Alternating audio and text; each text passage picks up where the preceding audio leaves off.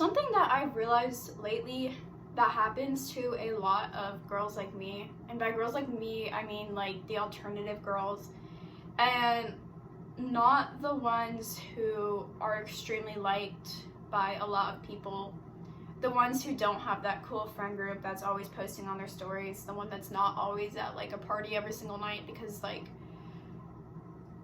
you're actually weird. To the weird people, you're still weird. And what I realize is, for me at least, despite me being weird and like I guess off-putting, I managed to pull a lot of guys. Like there's a lot of guys who've tried flirting with me, and there's a lot of guys, like when I get out of relationships they immediately text me. And it's like weird because they don't know me at all, and all they see is the pictures I post of myself. And sometimes I actually post weird stuff a lot. Like I go on rants on my stories, and I guess to them, because they don't have it, it seems interesting. I guess a lot of men, especially alternative men, they like the idea of having this weird girl that's kind of like her own person.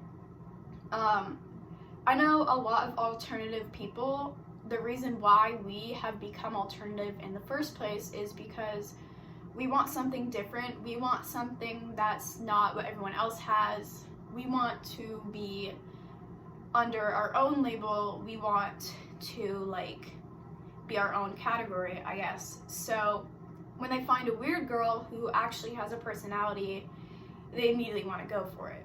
But to them, they don't really care about the personality. They care about the fact that you have one, if that makes sense. Because as soon as they actually start getting to know you and realizing, hey, there's actually a lot to this, there's a lot more than what I thought there was. I actually have to learn, why is she like this? What has she gone through? For me, especially because I'm diagnosed with CPTSD and BPD and bipolar, and it's hard with relationships because it's, especially before I got diagnosed, it was extremely hard trying to explain why I was the way I was, because I had no label to put it on, and it was just, oh, she's crazy. And still, people still think that, and I'm not crazy. I just went through stuff that explains why I am the way I am. And for men to get to know that part of me, it takes a certain somebody to actually want to put in the effort, to actually want to understand. And I've met maybe 2 guys in my entire life who's ever wanted to do that for me. And it's hard, especially also when when somebody finally sees me and wants to take care of me, because I'm not used to that. I'm used to men coming into my life, really liking me, but not really understanding me.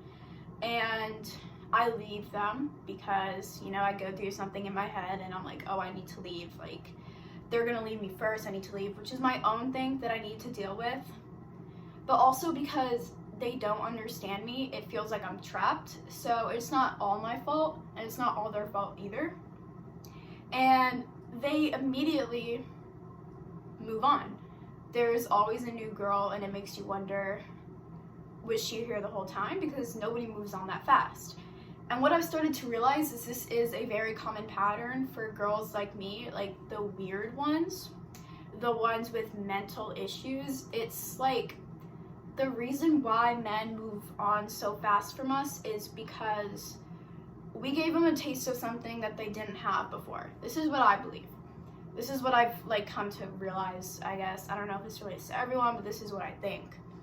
I think it's like the whole manic pixie dream girl trope.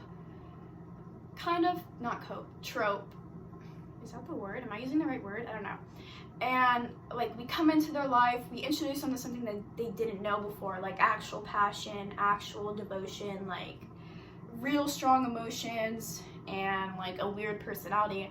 And they may find it weird, and they might find it kind of strange and maybe a little icky, but it's still something that they've never had before, or maybe they have had it before and they've had weird experiences with it. Because I know a lot of alternative men seem to find the crazy spawn of Satan girls, but for the ones like us who aren't the devil, it's it's thrilling, I want to say, for them to have a girl who isn't copy and paste, a girl who's actually kind of strange, a girl who will give them like unique experiences and like a new personality. And as soon as they lose that, they're like, okay, it's fine, like I didn't need that anyways, and they immediately go to somebody new to cover the fact that they lost something that was actually interesting to them. And it's like suddenly it goes back to being boring, because you suddenly don't have a girl to like wake up and be like, I wonder how she's gonna be today. Like, not in the bad way, but like this girl always has something new to say. Like, she's always coming up with the most random things to say. Like, they don't have that anymore.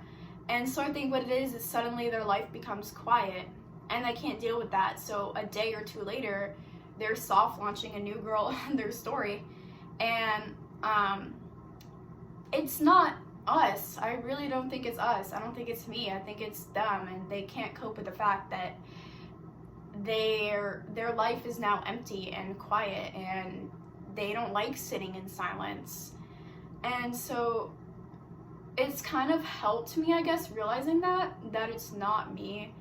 And also, I mean, obviously I do get really mad, but at the end of the day, I'm like, it's okay. Like, they needed that experience, I guess, even if I might have done them dirty or they might have done me dirty. Like, it's an experience that everyone has to have.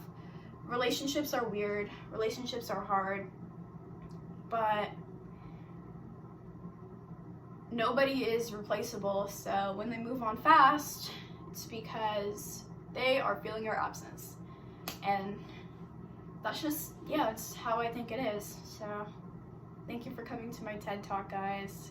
Pretty sure this is my first video. I don't know if I'm gonna upload it, but if it is my first video, hi guys, my name is Frankie. I'm a teenager who lives in Florida. I like to do makeup and stuff, and I'm gonna do an introduction video, but I just wanted to put this out there, I guess. So thank you for coming to my TED Talk, guys. I love you.